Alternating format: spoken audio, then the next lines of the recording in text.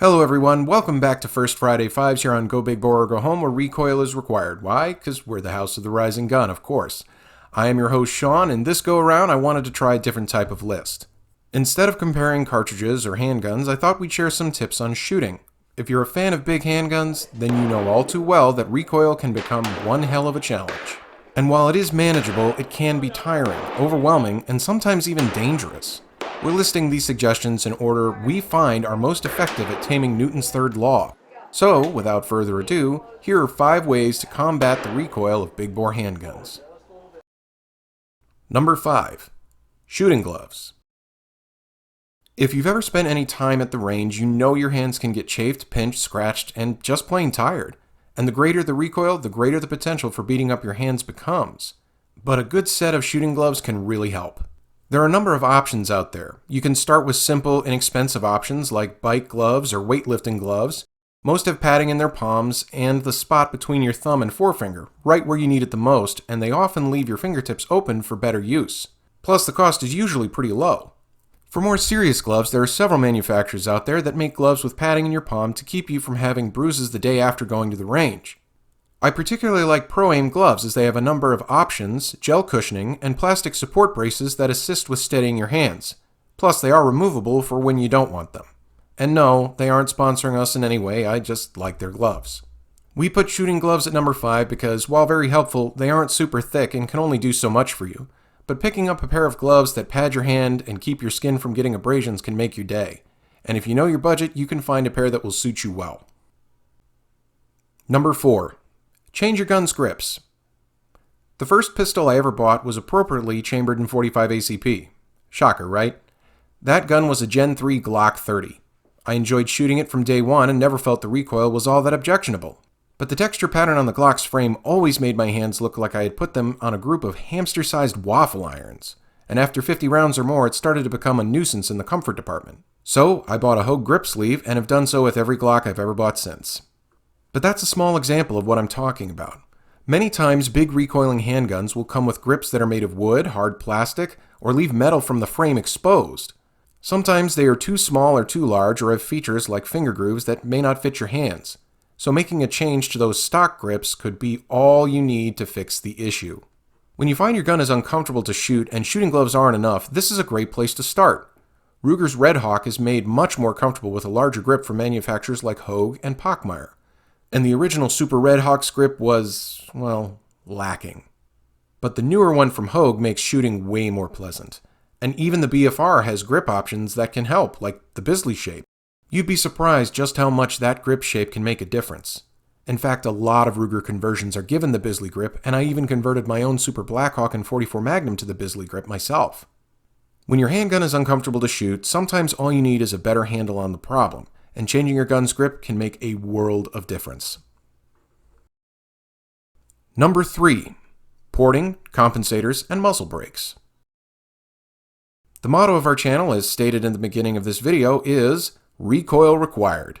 And there is no recoil that would ever keep us from shooting a handgun. Am I right, guys? Guys? Okay, let's be real. No matter how strong you are or how tough you think you are, recoil can beat you up or simply just wear you out. And some recoil is just so intense that you need a cheat code. I mean, we all loved getting the 30 lives in Contra on the old school Nintendo, right? The cheat code in the case of big bore handguns comes in the form of using the hot gases that are accelerating the bullet to also dampen recoil. You can have your gun modified by having a company like, say, Magnaport create vents called ports near the muzzle of your firearm. These ports will expel the hot gases upward, pushing the muzzle down and thus creating a counterforce to muzzle rise. And many firearms today come from the factory with porting on them already. When you need more help with the push on your palm and you have a semi-auto, you can have a compensator added. Competitive shooters have used these for decades on 1911s, and I can tell you that they absolutely help to keep my .45 Super and .460 Roland in line. When you're shooting a revolver or a single-shot pistol, a muzzle brake is the equivalent of the compensator in terms of recoil reduction. I've shot a .500 Smith & Wesson Magnum with and without a muzzle brake, and I can tell you there is a world of difference in how much punishment you're subjected to. The downside to these options is that you have to modify your gun. Either you have to put holes in your barrel, and sometimes your slide, or you have to get a threaded barrel, or have your stock barrel threaded to add a compensator or muzzle brake respectively. All of that costs money, naturally, but they are worth the modification and cost if they can make an unshootable beast into more of a manageable bucking bronco. While these options can be expensive and require you to modify your handgun, porting, compensators, and muzzle brakes do offer additional relief from recoil, and if the recoil is starting to wear you out, it's well worth investing in. Number 2. Change your grip on your handgun.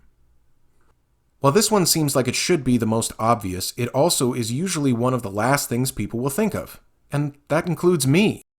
Most of us who were born after 1980 were exposed to firearms after semi-auto pistols started becoming massively popular. Naturally, you have to lock your dominant hand's elbow to avoid limp wristing and causing a malfunction on a semi-auto. But that also allows the recoil to be absorbed mainly in your palm and lets the impact travel straight up your arm and into your shoulder. The result is a serious beating. It wasn't until someone literally told me I was holding my revolvers wrong that I was able to spare myself some serious abuse. Unlike a semi-auto that can jam when you allow your elbow to take up some of the recoil, revolvers have no such concern. With these bruisers, you want to keep your hands strong and tight with a good amount of tension in your wrists, but keep your elbows slightly bent. And if you're concerned about the gun coming back to your face, push your head down slightly so the gun will recoil over your head.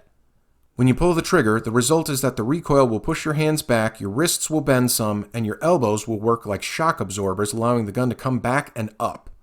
You're essentially using the whole of your arms to distribute the force of the recoil, preventing your hands from having to be the force that stops the gun and gets beat to all hell.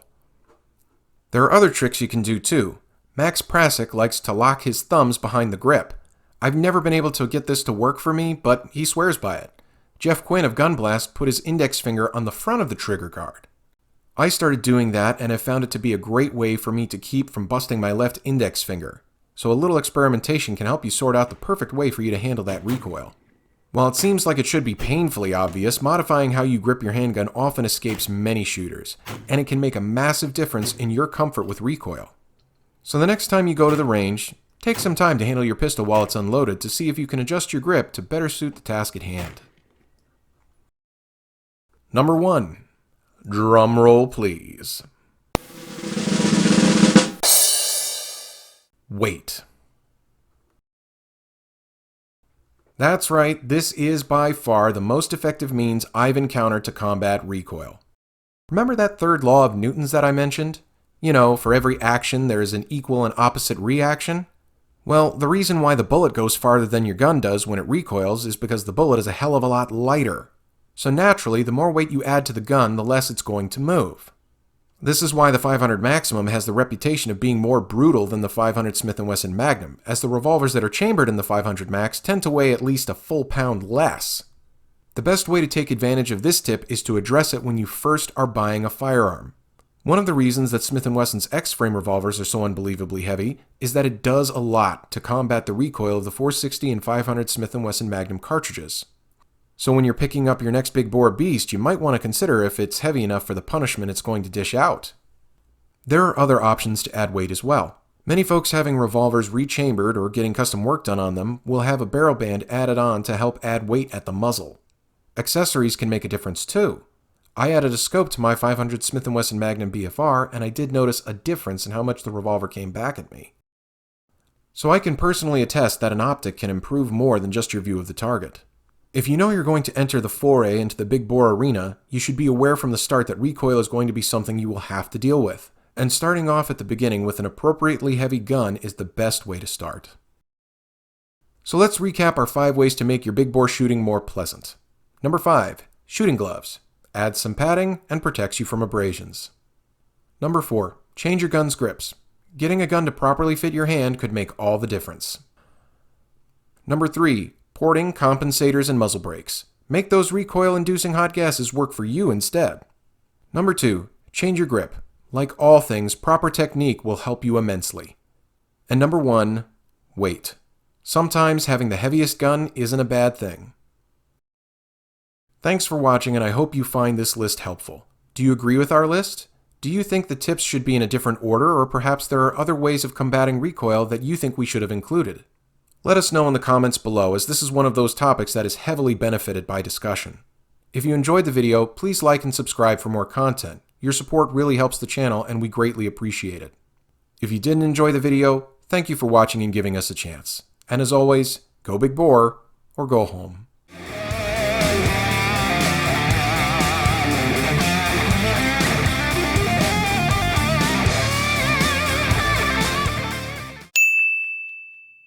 I did notice a difference in how much the revolver came back at me. So I can a person? How do you a person? I a person naturally.